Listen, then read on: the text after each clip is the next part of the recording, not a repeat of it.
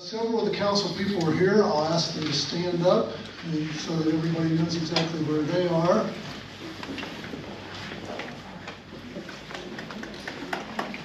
And with that, we have a quorum of council, so we have a quorum of the committee. And we'll go ahead and have a discussion that's going to start here in a few minutes. First off, though, to start every council meeting, we have a pledge of allegiance, so I'd ask everybody to stand that is capable, and we'll have the pledge of allegiance. Good evening. It's great to see so many people from the community here tonight, and I appreciate that. So I'm Julie Bolen. I'm the Executive Director of Ross County Community Action, and I'm also the Chair for the Ross County Continuum of Care, also known as the Coalition to End Homelessness in Ross County. So as was mentioned, I did come to a committee meeting a couple weeks ago, and I had a presentation, didn't have a lot of time. I did provide the handouts to several of the council members, but wanted to take the opportunity to go through this presentation and provide just some education and awareness about homelessness. And I think it's important as a community, if we're reviewing legislation that impacts the lives of those experiencing homelessness, to be able to provide some information and facts and data about the situation we have with homelessness in our community. So first, we're going to start briefly on the definitions of homelessness. And so those of us that work with homeless programs and from the HUD, federal HUD level, we receive a lot of funding for homeless initiatives and housing, and there are definitions for that. So first of all, when we're discussing people who are experiencing homelessness, they are unsheltered if they are living in a place not meant for human habitation. So that means they're living in a car, abandoned buildings, out in an encampment in the woods, and they are unsheltered. Then we have what we refer to homeless individuals who are sheltered, so they're living in a shelter or transitional living facility. And then we have many families and individuals who are what we call doubled up, which means they are an individual or a family unit living with more than one family unit doubled up or sometimes tripled up in a housing unit out of financial necessity. And then we also have the point in time count number, which is a federal HUD requirement that we go out, and it's usually one day in January or February every year, and we go out and we count the number of unsheltered and sheltered homeless in communities. So we do that every year. Tabitha Buse coordinates that for our local community. So we're going to take a look at some of those numbers here on a national, state, and local level. So the National Alliance to End Homelessness conducted a report on homelessness in 2024. And in 2024, we had a record high number of people nationally experiencing homelessness. And that was over 650,000 people on a single night in January of 23. And that's more than a 12% increase from the year prior. So you will see this trend when we're talking about this increased number of homelessness nationally, at the state level, and locally. Nationally, we also had a record high number of people, almost 40% of people who were considered unsheltered homeless in the nation. And then for more people than ever have been experiencing homelessness for the first time, from 2019 to 2023, the number of people who entered emergency shelter for the first time was 23% of the people. This is some statewide data, and since the pandemic, we have definitely seen an increase in homelessness.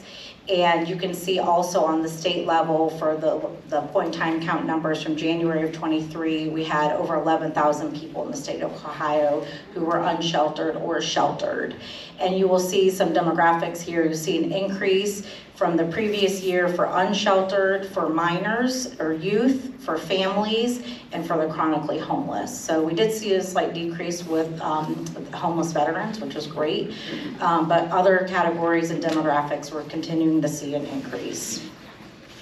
These are our numbers for the Ross County point in time count since 2018. So you can see we've been on an upward trend since that since 2018. We did have a dip in 2021, but that is because HUD did not require a count of unsheltered homeless, and it was only the sheltered. So we did have a slight decrease in numbers, but that's not an accurate number. So you can see we've been on the upward trend since then, but the preliminary numbers that we just did a couple of weeks ago show 138 current homeless individuals who are either unsheltered or sheltered, which is a decrease for the first time in several years. So it shows some of the things we're doing as a community are working to decrease the number of unsheltered folks in our community.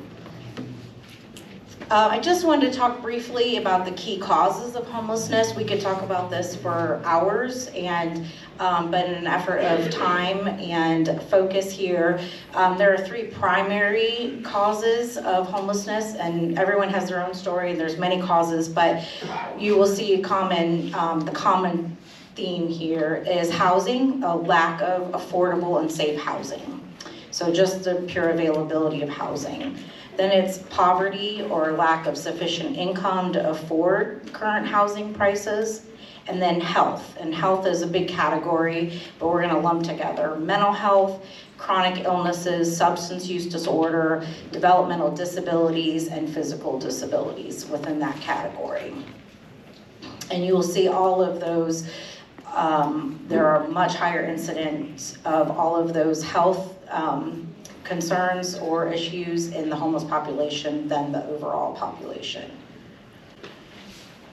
There's a lot of information on here, but the important number to see is the $20.81 an hour, and that is our state housing wage. So the National Low Income Housing Coalition produced this report last year, and what they did was they calculated a wage that a person would need to earn to afford a 2-bedroom apartment at fair market rental rate, which is what HUD sets as a fair market rental rate. It's oftentimes rental rates are much higher than that, but they calculated that the fair market rental rate at $1,082 a month for rent, and then indicated based on affording that somebody would need to earn $20.81 an hour to be able to afford that rent. That's a statewide average. We know incomes vary across the state of Ohio, urban versus rural areas, but that's the state average. And then when you look at the top 10 most common jobs in Ohio, only 2 of those jobs earn a wage on average over that housing wage. So when we're looking at housing costs and then we're looking at income that's getting earned, there's definitely a discrepancy there. Some Ross County data numbers are housing wage is $17.96 an hour, which is almost $18 an hour. However, the average hourly wage of a renter in Ross County is $14.24 an hour. So you're seeing almost a $4 an hour difference in what is affordable for rent versus what folks are earning on average. Minimum wage job, if you work a minimum wage job, you would have to work 1.7 full-time jobs to be able to afford fair market rent rate. For metropolitan housing, our wait list currently in Ross County for Section 8 public housing is 2,322 people on the list right now for a wait list. And the United Way, Ross County United Way's 211 report, and 211 is an information line to call and get resources. And for 2024, housing and shelter continued to be the #1 need and #1 reason people called 211, and then also the #1 unmet need in the community as well. So just some data showing that, housing, shelter is a critical need in the community. With all that being said, though, we have, as a community, done so much over the last few years to address homelessness and to help serve those experiencing homelessness.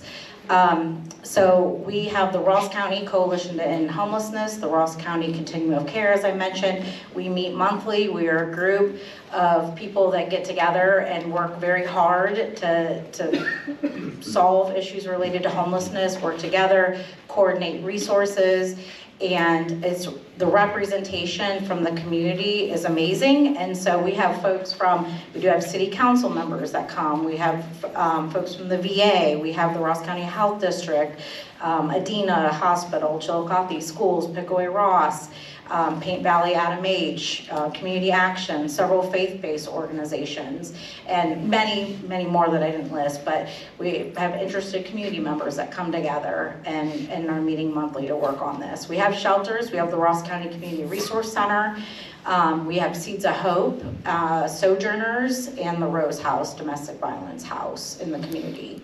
We also have a Ross County Homeless Outreach Team, and that is led by Community Action with partners from the Ross County Health District and Job and Family Services and several other organizations, and we go out and do bi-weekly homeless outreach to the encampments. And we started that about 4 years ago when we had to shut down one of our emergency shelters to make sure we stayed connected with the folks that needed the resources, and we're still providing that service today and as a regular outreach coordination. We have several faith-based organizations providing meals and showers, and whether it's at their own locations or bringing it to the Community Resource Center, there's amazing support from our faith-based community helping support the homeless. And then we have McKinney-Vento liaisons in each of the school districts that work with the homeless children and their families to provide services. And those numbers are very high for kids and families that are experiencing homelessness in our local districts.